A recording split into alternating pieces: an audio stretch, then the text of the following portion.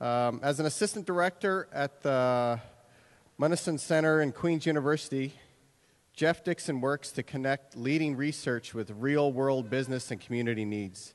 He serves as the center's team member on the Rural Research Priorities Project, collaborating with the University of Guelph School of Environmental Design and Rural Development and the Ontario Rural Council to determine southwestern Ontario's rural development research needs.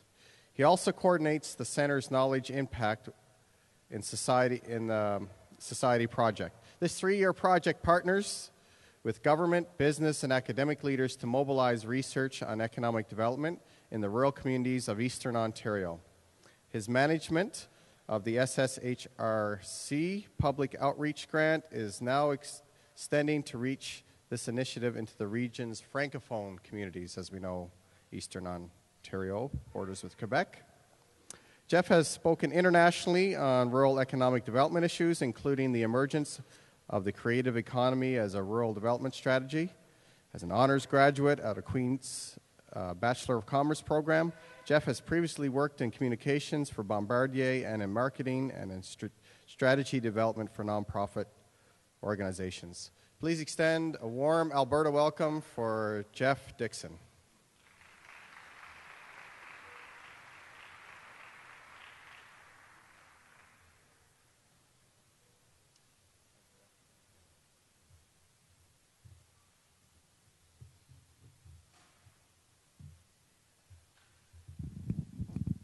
Well, thank you. It's a real honor to be here. We're very grateful to Paul and the ARDN team for inviting us.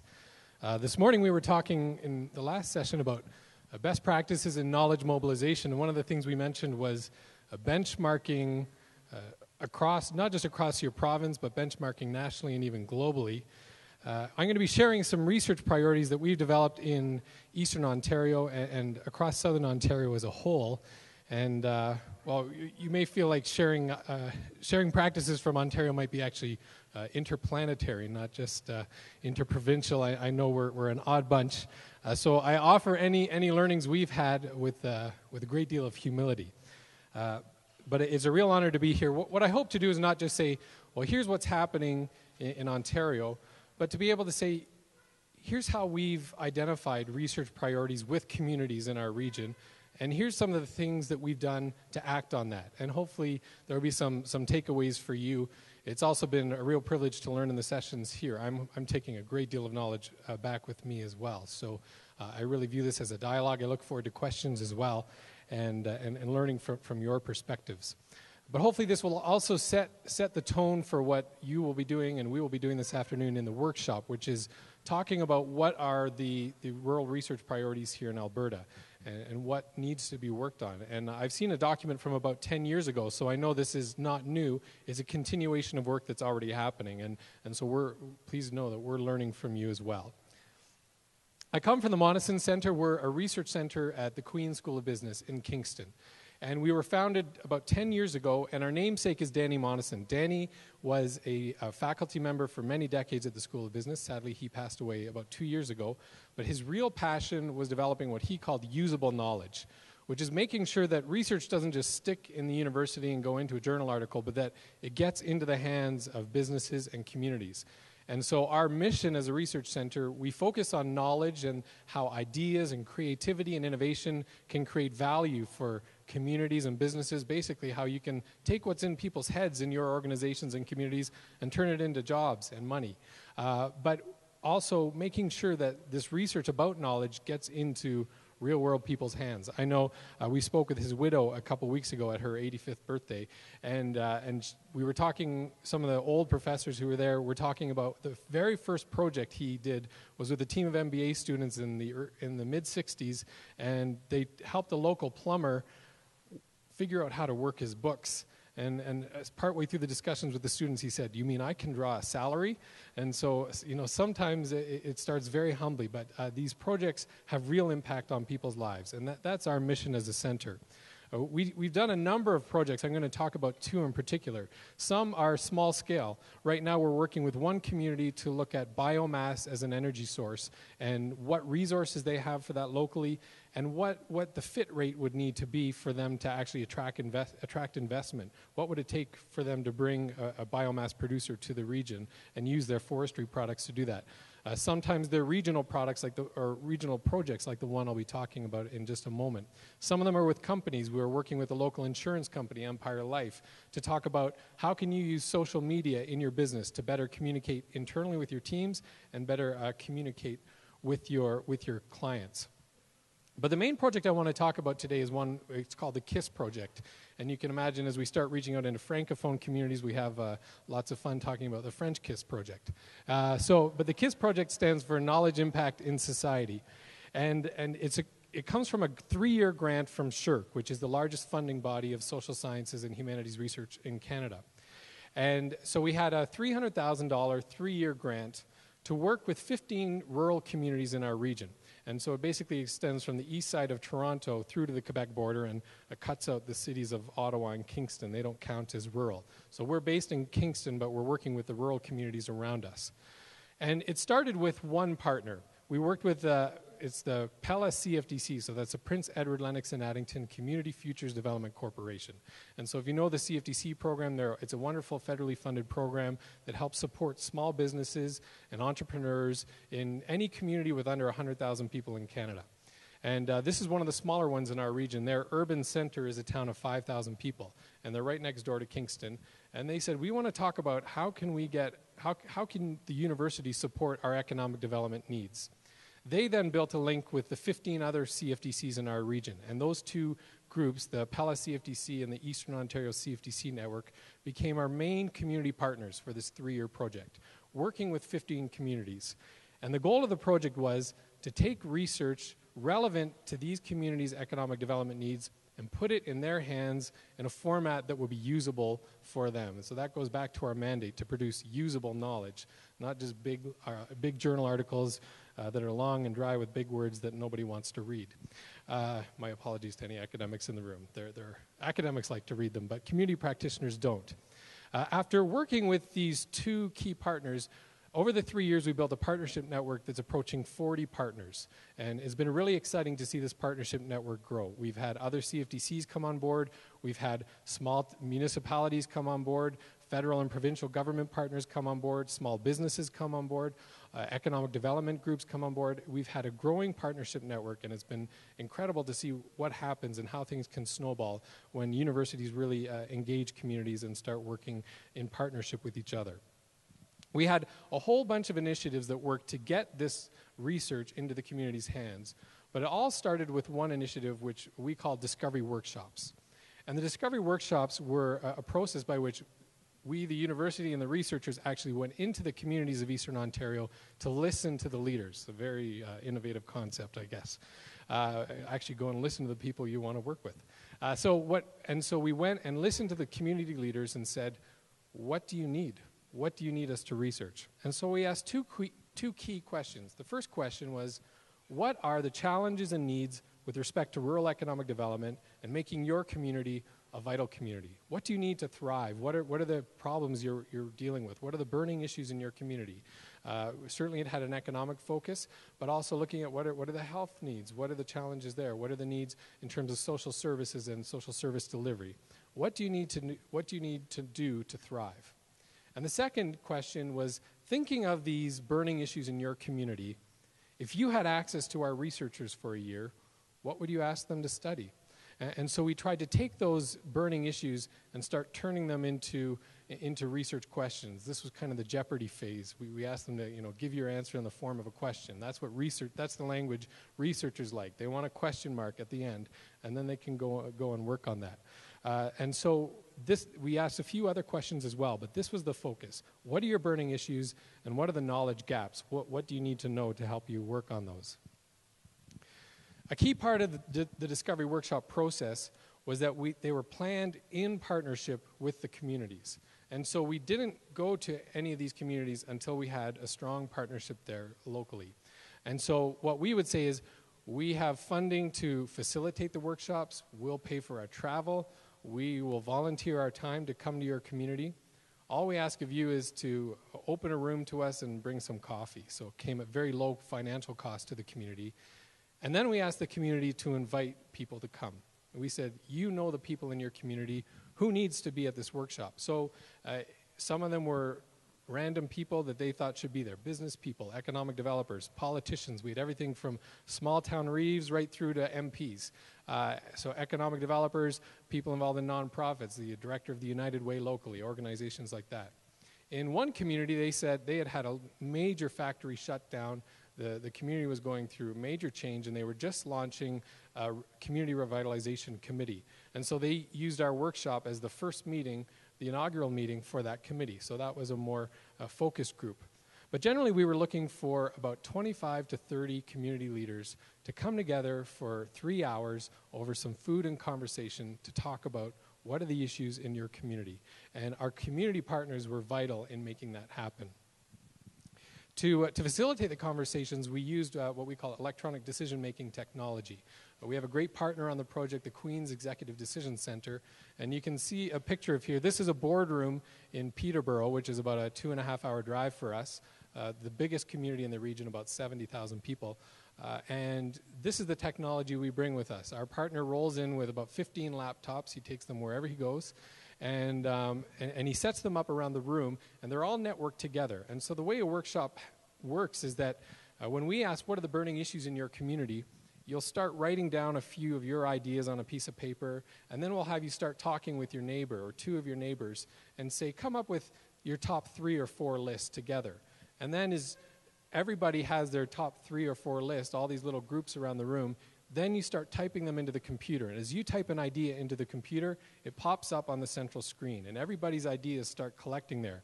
The good thing is they're all anonymous. So sometimes there are a lot of politics in the room. If someone's not happy with the local mayor or something like this, they normally might not feel free to talk about their irritances or annoyances.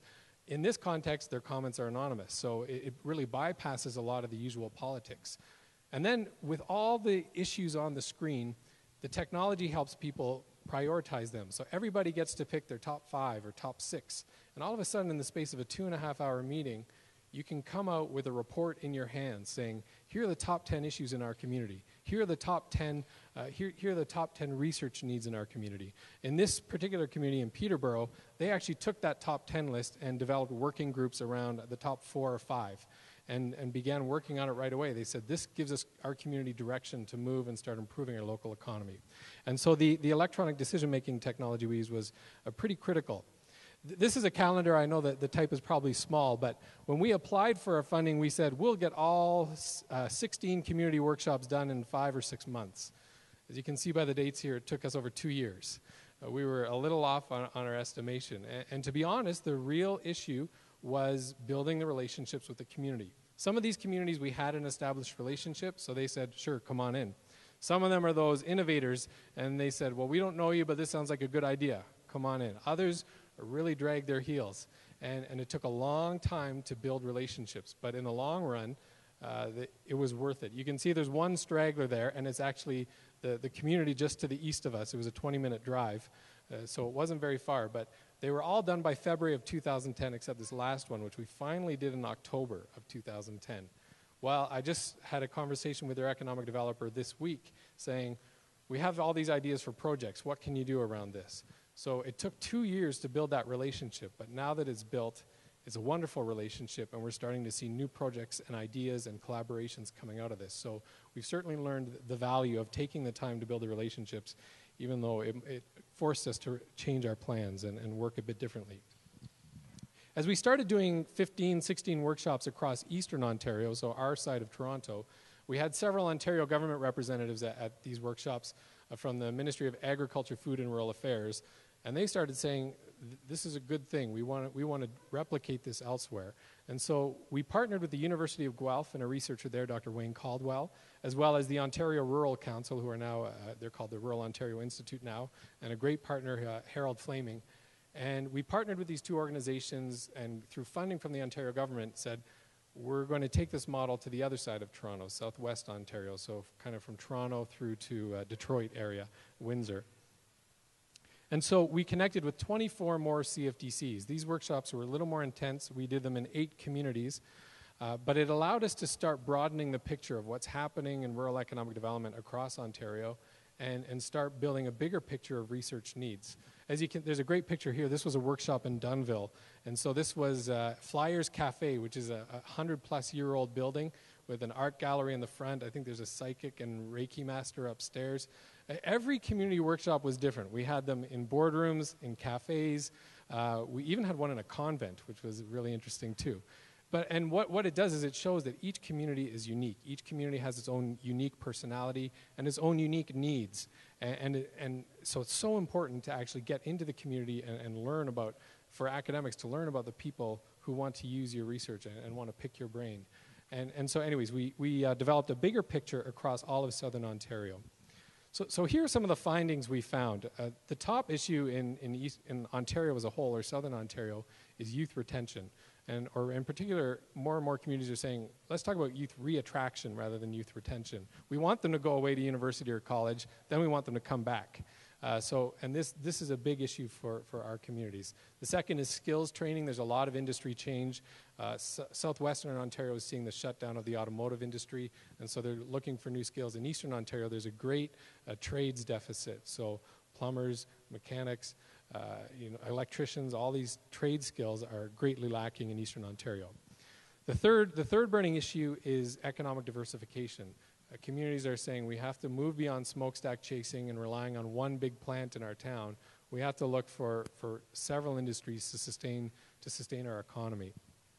Fourth is transportation improvement, and we just had a conference this week that talked about some strategies for that, but certainly communities are struggling with how do we get, especially with an increasingly elderly population, how do we get them to healthcare services and provide transportation to them? Employment opportunities, regional strategies and collaboration was the sixth issue, and this is a major issue in communities we found.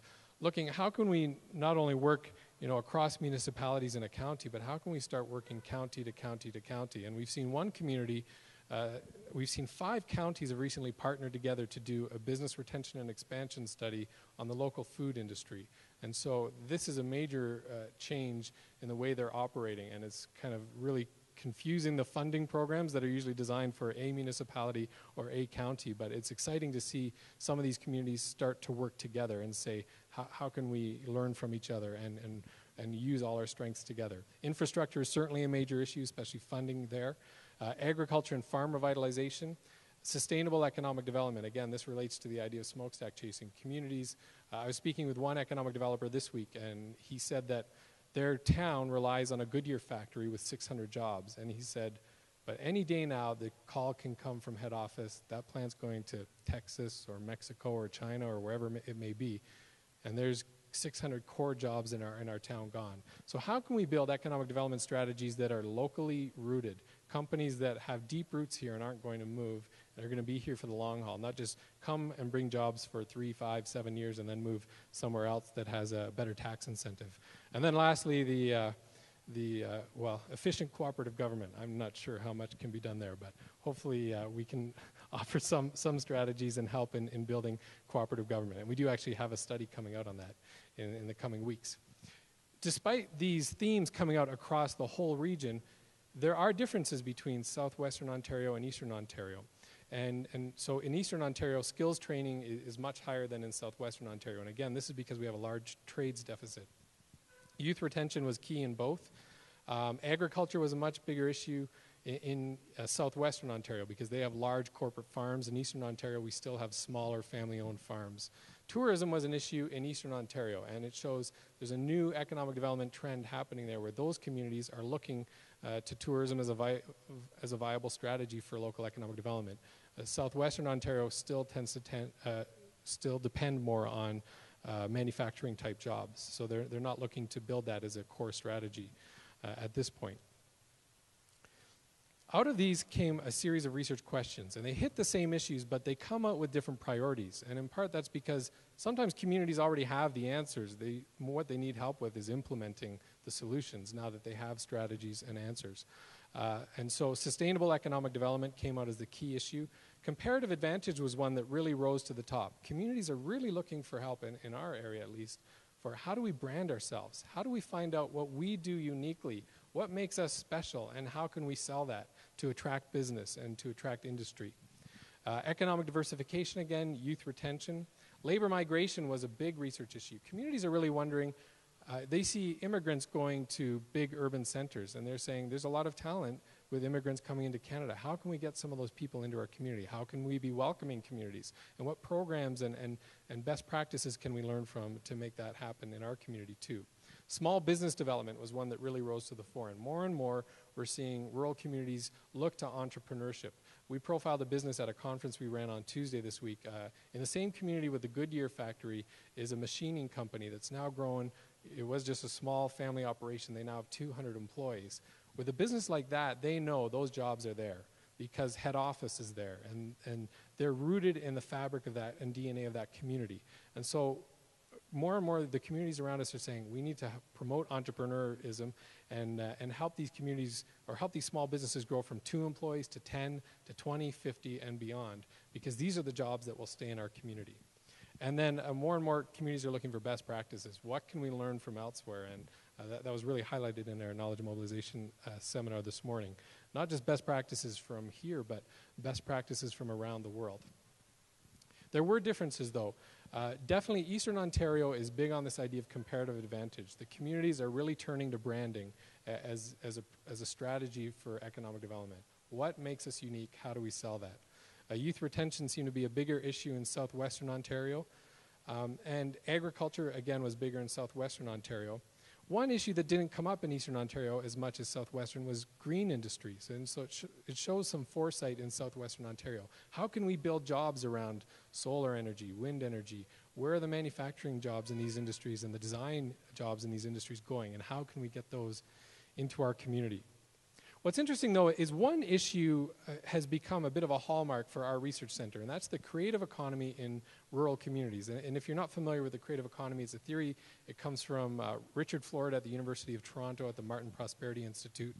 And the creative economy are those jobs and industries that focus on ideas and what comes out of your brain as your core deliverable, as what you do for your work. So rather than making something, you create something out of your thoughts. Architects, artists, engineers, software developers. And generally these are high-value jobs. They pay very well. But most of the research around this issue is urban-based. But the rural communities are starting to ask, how can we tap into the creative economy? How can we generate those jobs in our communities? How can we get more of these industries locally? This issue wasn't a big issue in the communities. It came out in the end after all was said and done. Number 12 in southwestern Ontario, number 19 in eastern Ontario. But we took a preliminary list of priorities, the top 30 list, to a conference 2 years ago. And it was a group like this, practitioners, researchers, economic developers, all in a room together. And we said, look at this list of 30 research issues. How would you rank them? The creative economy came out at number 1. And what it said to us is that this is an emerging issue, and not everybody's aware of this issue yet. But those people who are kind of following developments in economic development research know this is coming on the radar, and we need to be aware of this. And so it's become quite a focus for our research center over the past 3-4 years. And we developed studies on it. We've done studies with communities. We've worked with small businesses around this. We've also developed seminars and conferences around this. And it's become a real focus for our center, looking at, can this urban-based theory apply to a rural context, and how might it do that? And I think this is an area where we've been able to take a leadership role in being at the forefront of this issue and kind of bringing it to the communities and saying, this is something you should look into.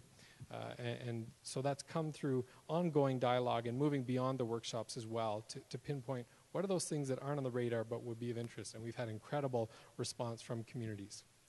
So what have we done? We started developing these priorities, and hopefully there are some commonalities, I'm sure, with Alberta. There are some differences too. And I hope in comparing southwestern and eastern Ontario, we tried to do 2 things. We tried to look at what can we learn from each other and what can we kind of band together on. And we've started doing that internationally as well. We've started working with some communities in the UK as well to say, we have some commonalities. What can we learn from each other? What are you doing well that we can take to our community? But also, why are there differences? And maybe you've already worked on something that we're having trouble with, and we can learn from that, and vice versa. And so hopefully we can do some of that here between what's happening in Ontario and what's happening in rural Alberta. Where are the similarities and where are the differences? And it'll be interesting to see that as we work on issues this afternoon. But locally, we've done a number of initiatives to help address these issues in Eastern Ontario. One thing we've done is work to disseminate faculty research. So prior to this large KISS project, the center worked with one community to develop 5 research studies. And these were kind of more getting academics into the community, doing research studies. One was around what are the drivers of physicians in choosing a lifestyle, and where do they want to live, what are they looking for. And so it gave highlights of what physicians want, and it's not just money, which then helps communities say, okay, do we have those in our community? How can we develop those to bring physicians? We did a study on the creative economy. We did one on what makes new ventures succeed or fail, what are characteristics of that. So this study was done for one community. The KISS project helped disseminate it across the whole region and helped other communities share in the learning. Another initiative we did was the knowledge syntheses, and these are 4 to 5 page reports. As I said, most practitioners don't want to read 30, 40-page journal articles that are long and dry and have, big words that none of us have the time to look up in the dictionary. So we had grad students go and work on taking the best research that's out there on the issues identified in the workshops and put them into 4 to 5 page summaries. I have some samples here, and a few of them are in paper if you want them to take home. I don't want to carry them home, so please feel free to carry these packages home if you're interested. But they're all on the web as well, and I'll talk about how you can access those in just a couple minutes. So we've looked into issues like rural tourism, a broadband for rural communities. How do you support entrepreneurs in a rural context? How do you brand your community? What are strategies for transportation? How do you foster the creative economy in a rural context? All of these issues that were coming out of the workshop, we started developing these action-oriented pieces. They put the research in bullet point forms. They give case studies of communities that are doing this well. We've also done case studies of local business success stories to say, what's happening, how is a business succeeding in this context? And so we put almost 150 Bachelor of Commerce students into the field to talk to local businesses and say, here's what they're doing well, and here's how other businesses can learn from them. As an example, one business is Wild Wing, and I was very pleased on the way in from the airport last night to see a Wild Wing on the side of the highway here in Edmonton. You may not know, but Wild Wing, if you know them, were birthed in Sunderland, Ontario. And if you say, where on earth is Sunderland, Ontario? Everybody in Ontario says the same thing too. Sunderland is a little tiny town in the middle of nowhere, and a local businessman saw a donut shop that had been empty for years. The smoking bylaws basically shut down all independent donut stores in Ontario. So it had been empty, sitting there. He went to the bank and said, I want to open a chicken wing restaurant in this little empty donut shop in the middle of nowhere. Well, the bank laughed him out of the office. But the local CFTC said, okay, we'll give you $15,000 to try this idea. 10 years later, he had over 60 locations in southern Ontario. Now there's an American competitor trying to come in. He's got the market share, he's got the branding, he's got a big competitive advantage. And when we finished this study a year and a half ago, they were talking about Western expansion. I'm glad to see that they've been able to move forward with that and are here in Edmonton. So they're advertising we have 101 flavors of chicken wings, including chocolate and dill pickle and some interesting things. Anyways, but that was birthed from one small local community. And you can access that success story and many others on our website that talks about how rural businesses are succeeding. We've also worked with businesses and community groups to provide free consulting, to get students into the field, working with communities and saying, okay, we've learned all this stuff about marketing and accounting and financial management and business strategy. How might it work in the real world, and how can we share that with a local business? One community we worked with was Wolf Island. They're an island just a ferry ride away from Kingston, largely commuters coming in for jobs in Kingston, some farms. But they had an ice pad. An outdoor ice pad, and they wanted to find out if they could develop that into an indoor hockey rink. Could they sustain that locally? So our students went in and developed a business plan. Said, here's what it would cost to build. Here's what it would cost to operate. You'd need this many volunteers, this many staff. You could bring in this type of revenue from hockey tournaments. And we were very glad to see that this year Wolf Island was a top 5 finalist on CBC's Hockeyville. And so we'd like to think that our study at least played a little tiny part in motivating that community and getting action moved around that. And we know they are currently doing fundraising to start getting that plan turned into action. This past fall, we put 120 MBA students into the field, again with small businesses, to look at operations and how businesses can improve their internal processes. And so for a rural business, they likely don't have the income in many cases to hire an outgoing MBA student with $100,000 of debt. who are looking for high-powered jobs in Toronto or New York or wherever it may be. But for a few weeks, they got to tap into the knowledge of these students. One business they worked with was the Green Beaver, who are Canada's leading EcoCert cosmetic producer. So they're making all-natural, organic, lotions, creams, makeup, this sort of thing. And they're based in Hawkesbury, one of the Francophone communities in the eastern part of Eastern Ontario by the Quebec border. So they have a small 10,000 square foot manufacturing facility. And all of the traditional manufacturing operations management theory would say, if you're building multiple products, you have to have multiple production lines, and you bring your raw materials in when you need them, you produce the material, and as soon as your product's made, you ship it out the door. Well, they're a small facility. They have one production line with multiple products. So they have all the ingredients waiting, and then they do a batch of one, and then it sits in inventory while they make batches of others. So the students had to go in and say, well, this kind of blows all the operations management efficiency theory out the water. So how do we help them? And so they helped apply operations management theory and building efficiencies into a small manufacturing capacity. And so they're great experiences for both the student and the business.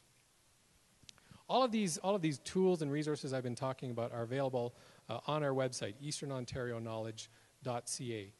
And there's a full report there with all the results of all our workshops. There's individual workshop results, so you can see what the greater Peterborough area is dealing with, but you can also see the full report of what's happening. It's a 70-page report of all the priorities across the region. The way we developed that big master list was we took the top 10 list from each workshop, and we gave a weighted ranking. So the number one issue in a community got 10 points, the number two, 9 points, and so on. That's how we actually came to the top 10 list I showed you before.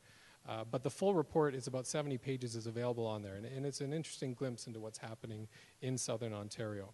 So the knowledge syntheses I mentioned, the success stories like Wild Wing and other businesses are all on there for free. There's lots of how-to documents for small businesses. That's one thing we heard the community could use, is just general help with how do we develop a marketing plan or develop HR resources, these types of things. Small businesses were really struggling with this, so we just gathered those from various sources. And over the life of the project, we've had over 173,000 hits on our website and over 18,500 blog reads, which is very exciting. And so we have been very active in engaging social media. Another thing I heard this morning was you have to learn the language of the people you're speaking with. And again, practitioners don't read journal articles. And so we've looked to engage many different modes of communication, and social media has been one of them. So we developed a blog where we have grad students talking about their research in a very casual format. And so one student who studies immigration issues talked about how rural communities can attract tourists or attract immigrants as tourists, and talked about her own experience as an immigrant going as a tourist to a rural community near us when their hotel got canceled in Montreal. So they had a free weekend, and they said, well, let's go to this local community. And so she talked very personally about research issues that she looks into. We're on Twitter, and Twitter's been an amazing experience in terms of building relationships between communities and academics. We were at a OEDC workshop in London, England a couple years ago, which connected us with other similar projects in the UK. And then as a result of that, we started meeting all these British economic developers, and we started developing a relationship with one of them who came and spoke at one of our seminars just a month ago. We had never met him in person. We had had many 140-character conversations on Twitter, and then a couple Skype video conferences. And then now we're developing new projects together that are working across the UK and Canada. And so, but a little 140 characters has turned into an international research collaboration, which is very exciting. We're on Facebook as well, and we have a great YouTube site filled with over 100 videos related to rural economic development, conference presentations, seminars, discussions, collaborations. They're all on YouTube. And so that's all available through our website, easternontarionowledge.ca. We've also had 3 showcase events. They're annual conferences, and again, these are opportunities to collaborate, to get the two communities together and talking. And we put together panels with business people, economic developers, academics, policymakers all on one panel, and we give them 6 or 7 minutes each to talk about an issue, and then they go head-to-head in a Q&A. Lots of things like this to get each other speaking the same language and talking together about different priority topics. And we've been pleased to see top-level support from both the community and the university. We've had a principal, vice principal, MPs, MPPs, both groups are bringing top-level support to events like this. What's most exciting, though, is that we're at the end of this 3-year project where we said, let's find out what the issues are and try and get some things happening around it. We're at the end of the funding, which is kind of sad. You might think that's the end, it drops. What's very exciting is that this whole collaboration has snowballed. By starting to talk to each other, starting to communicate, and starting to match research with the local research agenda, we now have 3 new projects launching, multi-year, multi-$100,000 projects. One is a full new research project that will be developing new research studies by faculty. These are top-level academic studies related to community events. I can't say who the funder is yet. It's not officially announced, but it is confirmed. This is going to be a multi-year study. We're also funded through the Ontario government to look at what is the impact of rural broadband. So the Ontario government is investing hundreds of millions of dollars to extend broadband to 95% of rural Eastern Ontario. So now we're developing, working with broadband providers in the region and community leaders to say, what do you want broadband to do? What do you want that $200 million investment to do for you? Do you want to be able to watch more YouTube videos, or do you want, what kind of jobs do you want to see come to your community? How are we going to measure the impact broadband makes? And so we're working with the community on a collaborative project to develop the measures and then to measure that as well. And then the last project we're doing is going back to the communities and running more workshops. The federal government said we need to keep building on this. And so the next set of workshops we're just starting to plan, we're going to go back and say, well, what have you done? Here's what your community said were the priorities. What's happened in the past 2 years? And then we're going a step further now. We're starting to develop action plans, having the researchers and the communities collaboratively build action plans and say, this is what needs to happen in this community to move forward on this new issue. So it's been very exciting and rewarding to see things snowball. And it seemed like, $300,000 might seem like a lot of money. In other ways, it's not very much money at all. But just by spending the time together and building those relationships and partnerships, it really snowballs, and we've seen funding come in from all sorts of different sources. One last item I want to point out is a conference we're planning with the community. This is the most out there conference we've ever planned. It's a 3-day conference and 3 sites. 1 day at the university, 2 days in different communities. There's going to be field trips to different businesses and local success stories.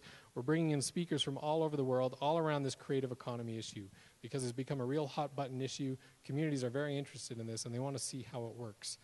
So that's coming up on June 14th, the creative rural economy from theory to practice. And again, highly collaborative, and our community partners are throwing money into this, as well as our academic partners. Just a few closing points, some lessons we've learned along the way.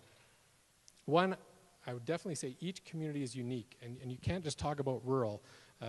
There's no rural Ontario, there's no rural Alberta. There are rural communities, and each community has its own unique needs. And for researchers to really make an impact, they have to understand the nuances of each community and get in there and find out who are the people, what are the important groups in this community, who do I need to connect with, where is the information that's going to help lead new research. Second, I think universities are in an interesting position to galvanize regional thinking and action. With the exception of places like Camrose, which are rural communities with the university, most of our universities are in an urban center, but we're generally in urban centers surrounded by rural communities. And in that sense, we can create a bit of a common ground to say, it's not just for this one community that we're serving or that one community. Let's bring several communities together. And how can we get you all working together? And so universities can create a bit of a neutral space in that and can provide some leadership in that respect to communities. And we've definitely seen that happen in Eastern Ontario. We've seen increasing regional efforts happening as we've been able to work with them. And last, I would definitely say that community-university relationships are mutually beneficial. They provide great local data to researchers. It provides really interesting work when they can engage the community. And for the community, it provides the opportunity to access world-class knowledge that's right in their backyard often, but that I think communities often don't know how to access, don't know who to ask. And by starting to build the relationships, build partnerships, the communities can really benefit. So I'll stop there, and I'd be pleased to take any questions you may have.